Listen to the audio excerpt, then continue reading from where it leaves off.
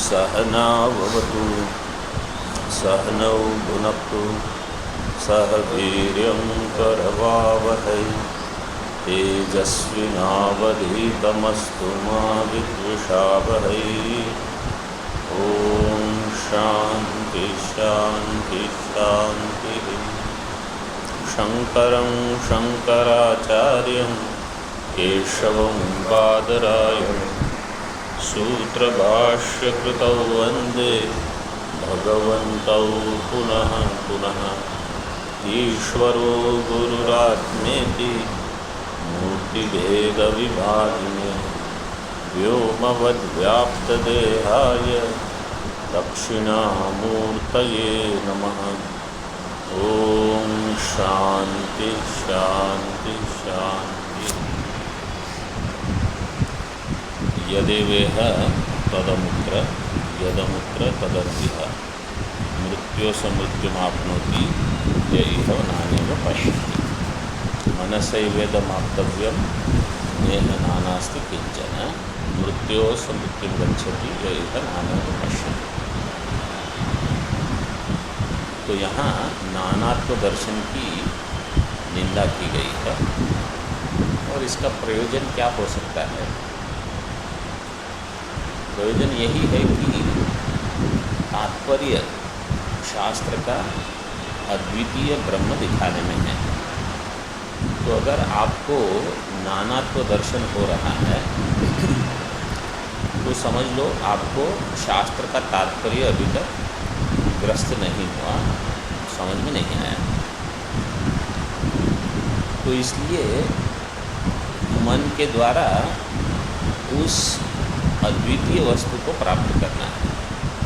अगर वो नहीं हुआ तो समझ लो अगला जन्म भी है, विनाश रहेगा। जैसे इस जन्म में चल रहा है अगले जन्म में भी चलते रहेगा। तो इसमें पूर्व भाष्य में हमने अंतिम पंक्ति देखी थी, विज्ञानैकरसम नैरंतर्येण आकाशवत् परिपूर्णं ब्रह्मैवाहमस्मि इति पश्येत्। वाक्यार्थ था कि मैं विज्ञान एक रस हूँ, परिपूर्ण हूँ, आकाश के जैसे एक रस हूँ। इस तरह सतत अपने आप को जानते रहना चाहिए। अब ये बुद्धि नहीं बन रही है, उसके बदले मैं परिच्छिन्न हूँ देश काल वस्तु के द्वारा, और यहाँ हूँ वहाँ नहीं हूँ, ये हूँ वो नहीं। इसी चक्कर में समय चलते रहता है। कल हमने बताया भामती प्रस्थान में जैसे कहा प्राग एकत्व विज्ञानात् आचार्य आगम संस्कृतेन मनसा इदम आप्तव्यम। मनसेदम ब्रह्म एकरसम आप्तव्यम आत्मैव नान्यदस्ति। आचार्य और आगम दोनों को हमेशा साथ में रखा है। केवल आचार्य के द्वारा ज्ञान नहीं मिलेगा, केवल आगम से ज्ञान नहीं मिलेगा। आचार्य वही पढ़ाएंगे जो आगम में है, मतलब वेद में, और वेद वही कहेगा जो आचार्य मुख से निकलेगा। मतलब वेद वहीं अपने आप को पूर्णता प्राप्त करेगा। तो आचार्य आगम संस्कृतेन, जैसे कल चर्चा हो रही थी कि किसी ने शास्त्र तो बहुत पढ़े हैं लेकिन प्रश्न बहुत हैं। क्यों? आचार्य मुख से विधिवत श्रवण नहीं किया है तो प्रश्न बने रहेंगे, ये नहीं पता वो नहीं पता, ऐसी बहुत सारी चीज़ें अज्ञात रहेगी। तो अपने आप पढ़ने से, या समझो आप अपने आप नहीं पढ़ते हो, कहीं जाके पढ़ते हो, लेकिन वहाँ उनका आचार्यत्व आपने स्वीकार नहीं किया। मतलब आप पीछे बैठ के अपनी पुस्तक, हाँ मैं सुन रहा हूँ और मैं पढ़ भी रहा हूँ, तो वहाँ भी ये आपत्ति आएगी।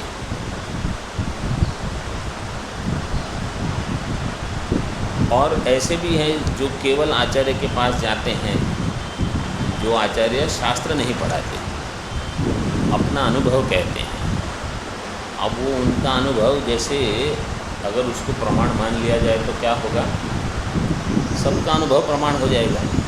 जैसे किसी एक आचार्य का अनुभव आपने कहा नहीं ये प्रमाण, तो अन्य आचार्य कहेगा मेरा भी अनुभव है। दूसरे किसी के साथ हमारी चर्चा चल रही थी स्वामी जी के साथ, मैंने कहा अनुभव को कहाँ प्रमाण मानेंगे, केवल शास्त्र को ही प्रमाण मानना पड़ेगा।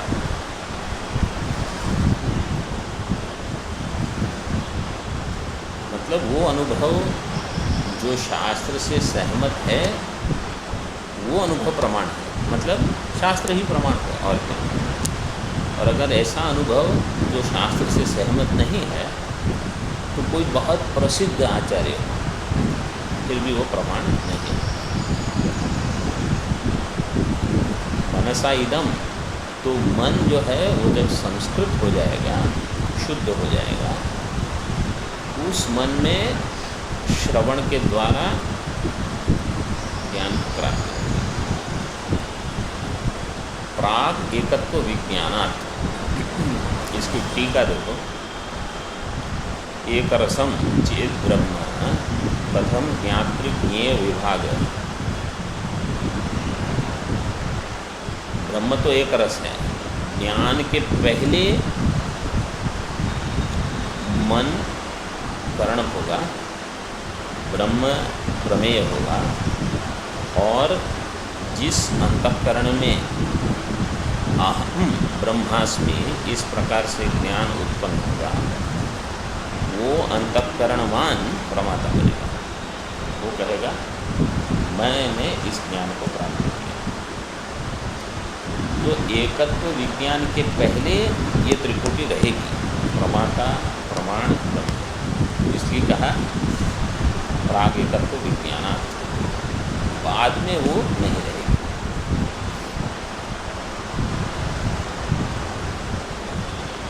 आत्मा एवं न अन्यद अस्ति। और ये भेद भी कैसा है, कल्पित भेद है, अज्ञम प्रति कल्पित भेद है। आपते च नानात्व प्रतिपस्थापिकायाः अविद्यायाः निवृत्तत्वात्।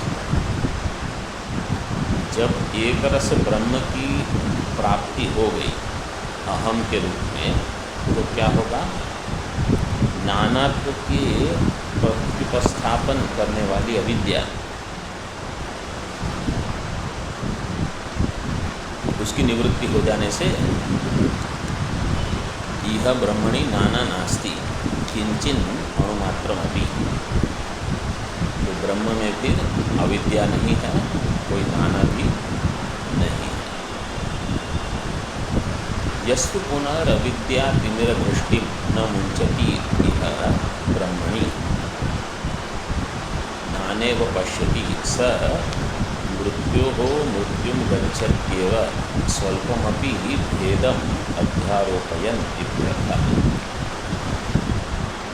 जो अविद्या दृष्टि को छोड़ना नहीं चाहता, यस्तु पुनः अविद्या तिमिर दृष्टि न मुंचती, अविद्या दृष्टि को नहीं छोड़ना चाहता, मतलब ऐसा नहीं है कि नहीं नहीं मुझे तो बंधन में रहना है, नहीं नहीं मुझे तो अविद्या अच्छी लगती है, तो छूट नहीं पाते। अविद्या की पकड़ ऐसी है जैसे वो मगरमच्छ पकड़ता है। दृष्टांत कैसे देते हैं, गजेंद्र का, गजेंद्र को इतना बड़ा हाथी था, इतना मदमस्त था, लेकिन जब मगर ने पकड़ लिया वो मतलब असहाय हो गया। तो गजेंद्र से क्या आप लोग कि इस संसार में जिसने कर्म उपासना से बहुत कुछ सिद्धि प्राप्त कर, बहुत बल प्राप्त कर लिया, लेकिन ये अविद्या की पकड़ है, उसमें से वो नहीं छूट पाए। तो फिर जो भगवान की उसने स्तुति की वो यही है कि वहाँ शरणागति होकर कि अपने बल से मैं यहाँ से नहीं छूट पाऊँगा, आपको कुछ करना होगा। फिर तो अविद्या तीव्र दृष्टि न मुंचती, मतलब वो छूट नहीं पा रहे, तो क्या करेंगे, यह ब्रह्मणि नाने वो पश्यति, वो नाना ही देखेंगे। सह मृत्योः मृत्यु गच्छत्येव, मृत्यु से मृत्यु जाएंगे ही जाएंगे। क्यों? स्वल्पमपि भेदम अध्यारोपयन, छोटे से छोटा भी भेद अध्यारोप करने पर ये होगा।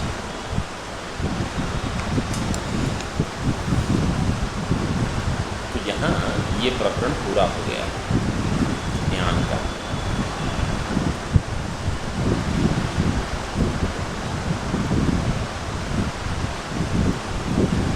भेद जो है व्यवहार भेद के बिना नहीं होगा, परमार्थ में भेद नहीं है। तो इसका अर्थ क्या हुआ कि जब तक मुझे व्यवहार में महत्व बुद्धि लग रही है तब तक मैं भेद को आरोपित है ऐसा नहीं समझ पाऊँगा। ये भेद को बाधित देखना है ये नहीं समझ पाऊँगा। क्यों? क्योंकि मुझे व्यवहार में बहुत रुचि है। जब ये व्यवहार को मैं पीछे छोड़ सकता हूँ, इसको छोड़ो, तब व्यवहार जाएगा, द्वैत जाएगा नहीं। लेकिन जो भेद है वो आरोपित है, ये समझ में आ जाएगा। तो फिर मैं उसका वाद कर सकता हूँ। वाद मतलब दिख रहा है लेकिन है नहीं, ये समझ से मैं आगे चल पाऊँगा।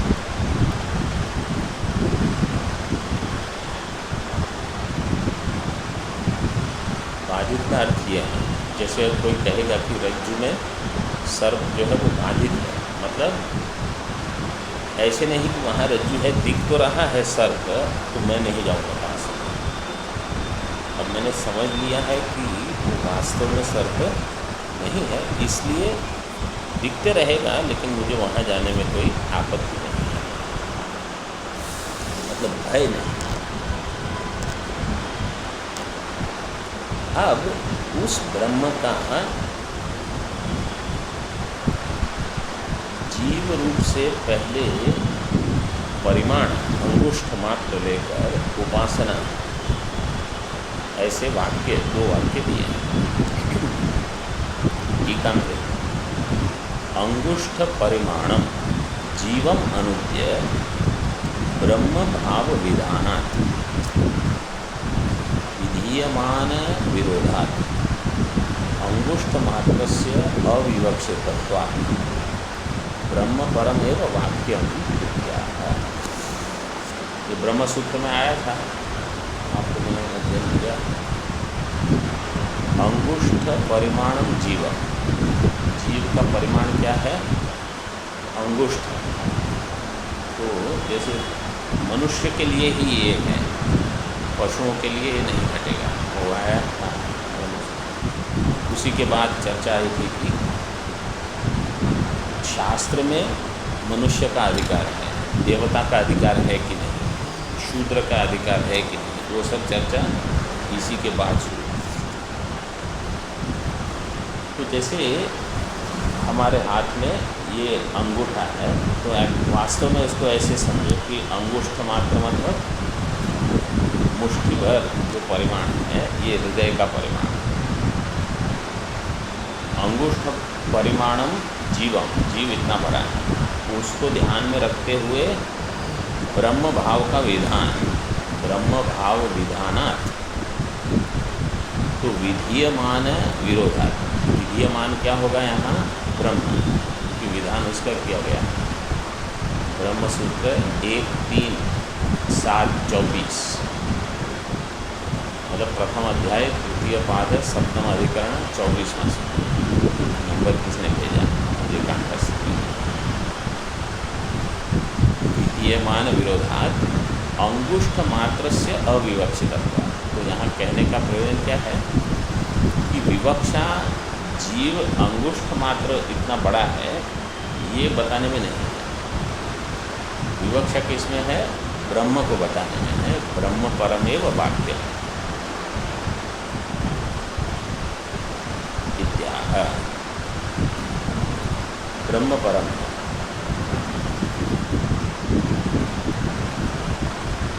पुनरपि तदेव प्रकृतम ब्रह्म, फिर से उसी तदेव प्रकृतम ब्रह्म, उसी ब्रह्म को बता रहे हैं।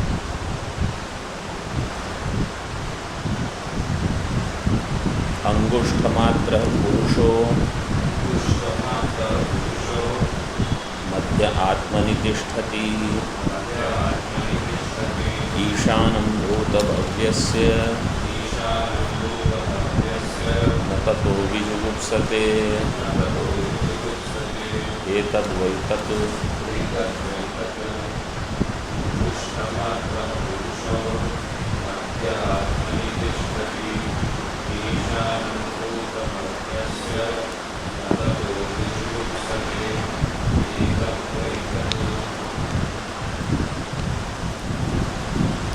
अंगुष्ठमात्र पुरुषः मध्ये आत्मनि, आत्मा में शरीर, शरीर के मध्य में तिष्ठति।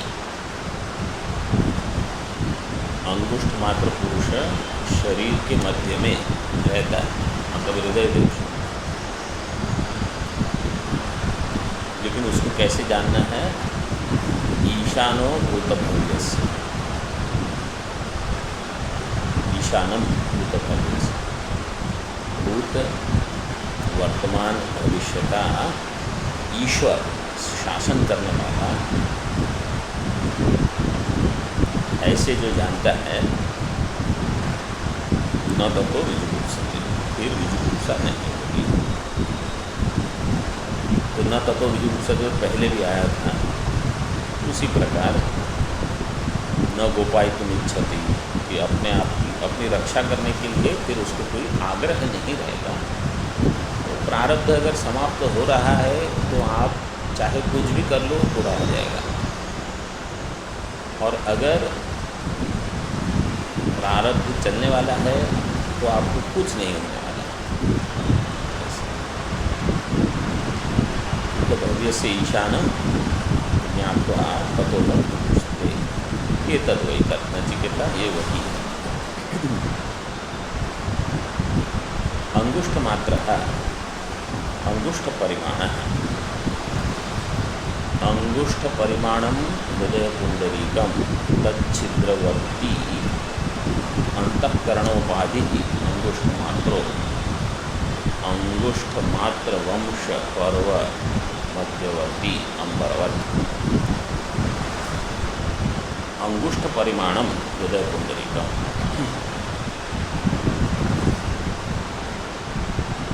हृदय पुंडरीक मतलब जो हृदय है, हृदय में कमल ऐसा बताते हैं। तो वहाँ हृदय का परिमाण कितना है? जितना बड़ा अंगूठा रहता है। तो अंगूठा कितना बड़ा होता है? बोले जितनी बड़ी तुम्हारी मुष्टि होती है। अंगुष्ठ परिमाणम हृदय पुंडरीक तच्छिद्रवर्ती अंतःकरणोपाधि, उसमें जो छिद्र है हृदय देश में, वहाँ परमात्मा रहता है। छिद्रवर्ती अंतःकरणोपाधि ही आत्मा जीवात्मा अंगुष्ठ मात्र है। अंगुष्ठ मात्र वंश पर्व मध्यवर्ती अंबरवत। देखो, अंगुष्ठ मात्र से अगर हमको लगे कि भगवान ब्रह्म इतना ही बड़ा है, तो नहीं है। जैसे एक वंश है, मतलब बांस, उसके दो पर्व होते हैं, गांठें जो उसके बीच में जगह रहती है, वो जो आकाश है। तो अगर कोई कहे कि वंश पर्व मध्यवर्ती अंबर, वो वंश के जो पर्व है उसके बीच में आकाश है, आकाश का परिमाण क्या हुआ? तो उपाधि की दृष्टि से उसको कहा जाएगा इतना आकाश है, वास्तव में वो कितना है? अनंत है। वैसे यहाँ पर भी उपाधि को लेकर जीवात्मा का परिमाण इतना हुआ, वास्तव में तो अनंत है। अंगुष्ठ मात्र वंश पर्व मध्यवर्ती अंबरवत, वैसे ही ये ब्रह्म अनंत है, लेकिन हृदय देश की उपाधि से सीमित सा लगता है। पुरुषः पूर्णम अनेन सर्वम इति। पुरुषः मतलब खुद ही पूर्ण है। पुरुषः पूर्णम अनेन सर्वम, जिसके द्वारा सब कुछ भरा हुआ है, पूरित है। पूर्णम अनेन सर्वम इति पुरुषः। मध्य आत्मनि, मध्ये आत्मनि शरीरे तिष्ठति यः तम आत्मानं ईशानं भूतभव्यस्य विदित्वा न तत इत्यादि पुरोगति। मध्य आत्मनि तिष्ठति, आत्मनि मतलब शरीर में, यहाँ आत्मा से शरीर ही लेना है। बोले नहीं, मैं तो आत्मा से सच्चिदानंद दूंगा, तो क्या आपत्ति आएगी?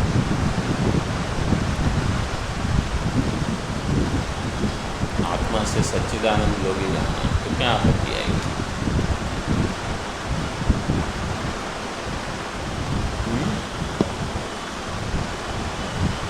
क्या?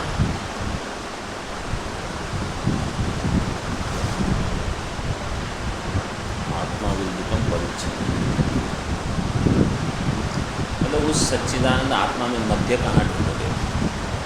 मध्य ही नहीं रहेगा, क्योंकि उसका ना आदि है ना अंत है। मध्य आत्मनि शरीरे तिष्ठति यः तम आत्मानं ईशानं भूतभव्यस्य विदित्वा। तो शरीर के मध्य में जो है उस आत्मा को, तम आत्मानं, उसको कैसे जानना है? भूतभव्यस्य ईशानं।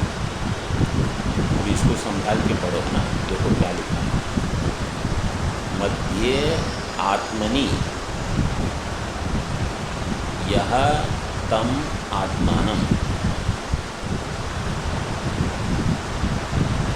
आत्मा में बीच में जो रहता है उस आत्मा को,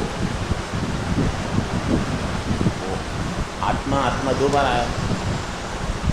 आत्मनि जो है उसका अर्थ शरीर है, और आत्मानम उसका अर्थ क्या करना है? आत्मा, जीवात्मा जो है वो वास्तव में ब्रह्म है।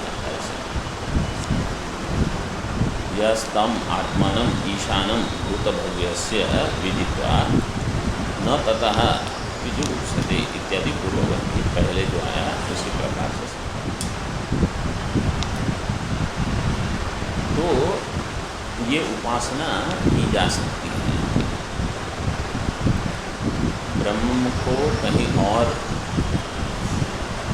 जानने समझने के बदले हृदय देश में ही अंगुष्ठ मात्र परिमाण वाला, मतलब जितनी जगह है उस जगह के हिसाब से जीव को मान के वहाँ ध्यान करो, तो क्या होगा? बाहर ध्यान नहीं जाएगा, अन्य किसी में ध्यान नहीं जाएगा, वहीं ध्यान केंद्रित होगा। तो किसी भी उपासना का फल मिलेगा। तो अगर निष्काम भाव से उपासना की है तो एकाग्रता जो होगी, ब्रह्म चिंतन जो होते रहेगा, फिर उपदेश तो पहले से प्राप्त है या प्राप्त हो जाएगा कि ब्रह्म जो है वो कैसा है, जो यहाँ है वो वहाँ है, जो सविशेष है वो निर्विशेष है। तो यहाँ जो सविशेष हृदय देश में जिसका ज्ञान हो रहा है वो वास्तव में कैसा है? निर्विशेष। ये ज्ञान हो जाएगा। तम आत्मानं ईशानं भूतभव्यस्य विदित्वा ततो न विजुगुप्सते, फिर उनको विजुगुप्सा नहीं होगी। तो न भय होगा, न शरीर को बचाने की परिस्थिति कब होती है? जब मैं समझता हूँ कि बिना शरीर के मैं कहाँ हूँ। तो ये भ्रांति है, बिना शरीर के भी मैं हूँ। तो आप उपाधि को बचाए रखो, लेकिन मैं उपाधि हूँ इस भ्रांति में जीने की आवश्यकता नहीं। और उसी प्रकार और एक मंत्र दिया है, किंच अंगुष्ठमात्रः पुरुषो ज्योतिरिवा धूमकः ईशानो भूतभव्यस्य स एवाद्य स उष्वः एतद्वै तत्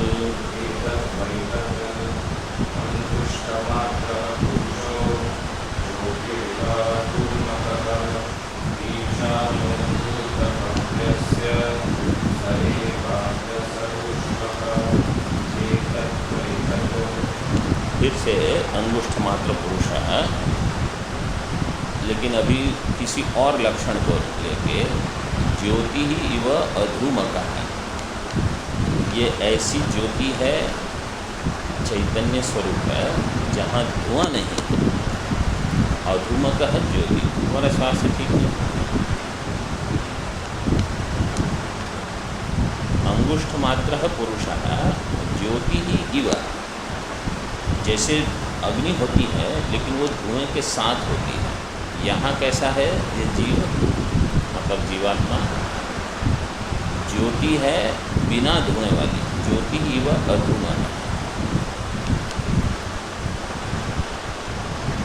फिर उसको कैसे ध्यान करना है, ईशानो भूत भव्य से। भूत भव्य वर्तमान का नियंता है, मतलब जो पहले था वो अभी बता रहे हैं। स एव अद्य स उष्व, जो अभी है वही कल रहेगा, मतलब काल में नहीं है। ऐसा जो परमात्मा है उसका ध्यान करो, उसका चिंतन। तो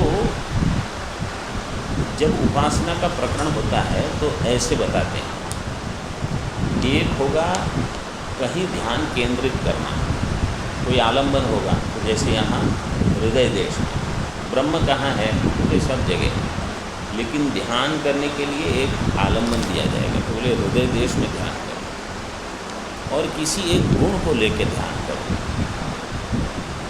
जैसे यहाँ सबका शासक ईशानो भूत भव्य, तो कल भी वो शासक था, आज भी शासक है, कल भी शासक रहेगा। ऐसे स एव अद्य स उष्व, वो हमेशा रहता है, उसकी सत्ता बाधित नहीं होती। तो भगवान का जब हम ध्यान करते हैं इस प्रकार से, किसी आलंबन में किसी गुण को लेकर, यहाँ क्या है, आलंबन जीव को ही लिया है। हृदय देश में कौन है, जीव। तो आपको बाहर कहीं शिवलिंग या किसी जैसे गंगा जी हैं या शालिग्राम, उसकी आवश्यकता नहीं है, चैतन्य में ही करना है। तो अगर तत्वमसि महावाक्य से बोध नहीं हो रहा तो भी इस प्रकार की उपासना आप कर सकते हैं, ये उसका फल है।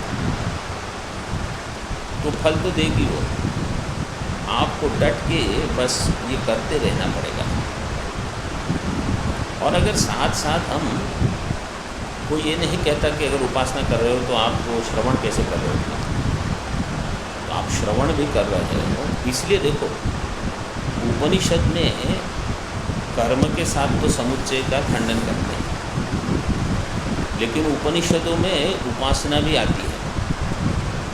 हिरण्यगर्भ की, ईशावास्य में तो बहुत सारा प्रकरण है उसका, तो अन्यथा भी उपासना आएगी। तो कहने का उनका तात्पर्य क्या है कि उपासना करने से अंतःकरण में जो कुछ कमियां हैं वो जा सकती है, तो आप तैयार हो जाओगे। और मुख्य क्या है, हमारा अंतःकरण इतना प्रबल है, मतलब ये अंदर एक राक्षस समझ लो बैठा है,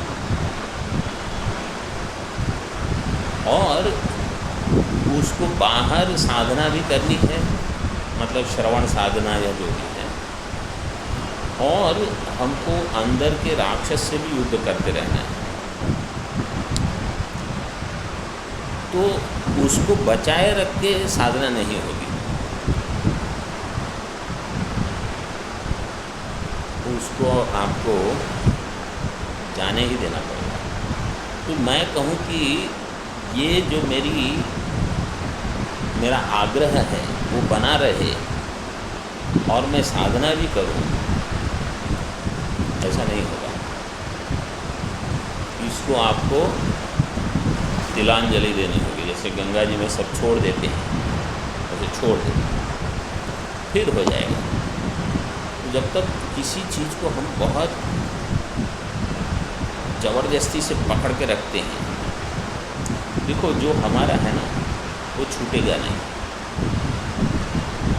और जो हमारा नहीं है उसको हम पकड़ नहीं पाएंगे। जैसे शरीर, तो अगर व्यवहार में वो मेरा है, व्यवहार में तो कहीं जा नहीं सकता मुझे छोड़ के, और मैं इसको छोड़ के कहीं नहीं जा सकता व्यवहार में। परमार्थ में ये मेरा नहीं है तो मैं चाहे मर्जी जोर लगा दूँ, ये मेरे साथ नहीं रह पाएगा, वो बस जा रहे हैं। तो हमको ये वास्तविकता जब तक समझ में नहीं आ जाती कि जो मेरा है वो कहीं नहीं जाएगा। प्रारब्ध जो है ना वो आपका है व्यवहार में, आप सब कुछ छोड़ के कहीं पहुंच जाओ वो आ जाएगा। बोले मैं ये सब सुख लेके आपके लिए पीछे पीछे दौड़ रहा हूँ, आप कहाँ हो? मैं बोले मैं ऋषिकेश में आ गया। बोले ये आ गया आपके पास, क्यों? क्योंकि वो मेरा है, मेरा कमाया हुआ है, वो कहीं नहीं जाएगा। तो लोग फिर कह सकते हैं कि अरे आप तो ऋषिकेश में भी मज़े से जी रहे हो। मज़े से इसलिए है कि वो प्रारब्ध लेके आएगा, वो जाएगा कहाँ? और अगर दुख है तो आप स्वर्ग में जाके बैठो, वो भी अगर जो प्रारब्ध में है तो वो वहाँ पहुँच जाएगा। बोले आप कहाँ? स्वर्ग में मतलब इस भूलोक में। स्वर्ग में तो दुख नहीं है ऐसा बताया जाता है कि नत्र तत्र त्वम, तुम नहीं हो तो दुख कैसे होगा, ऐसे नचिकेता ने ही कहा, आप लोग जानते हैं। थोड़ा इसका भाष्य देखो। अंगुष्ठ मात्र है पुरुषः ज्योतिरिवा अधूमक अधूमकम इति युक्तम ज्योतिष्परत्वात्। अधूमक का अर्थ क्या कर दिया?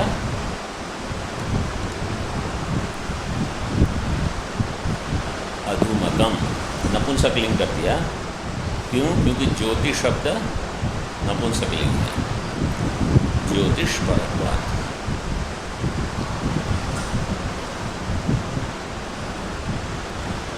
यस्त्वेवं लक्षितो योगिभिर हृदये ईशानो भूतभव्यस्य। एवं योगिभिः लक्षितः, योगियों के द्वारा इस प्रकार से जो लक्षित है, कैसे कि वो अंगुष्ठ मात्र है और चेतन स्वरूप है। योगिभिः हृदये लक्षितः ईशानो भूतभव्यस्य, भूतभव्य का नियंता। नियंता का अर्थ क्या होता है कि उनकी अनुमति के बिना कुछ ना हो, वो है नियंता। जैसे हम कहेंगे भगवान इस जगत के नियंता है, मतलब पेड़ का पत्ता भी नहीं हिलेगा उनकी अनुमति के बिना। उसको कहा जाता है ईश्वर। जैसे केनोपनिषद में कथा कैसी आती है कि घास का पत्ता जो है अगर भगवान चाहे तो अग्नि भी उसको जला नहीं पाएगा, वायु भी उसको उड़ा नहीं पाएगा।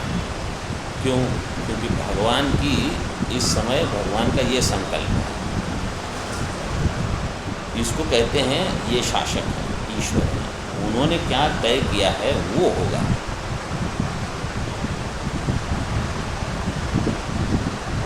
एक शब्द में देखो कितना बल है। तो अगर हमको भी परमात्मा में ऐसी श्रद्धा हो जाए कि भाई ये तो होई ही सोई जो राम रचि राखा, तो उनके शासन में तो अगर वो चाहते हैं तो तृण को भी वज्र बना देंगे, और तो क्या किसकी मजाल है। तो ऐसे ध्यान करो, ये भगवान मतलब ब्रह्म, ये ब्रह्म ऐसा है। अगर वहाँ उन्होंने ऐसे ठान ली है तो यही होगा।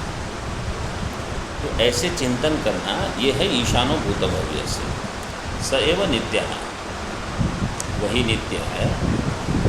कूटस्थ अद्य इदानीम, वहाँ से फिर कल देखेंगे।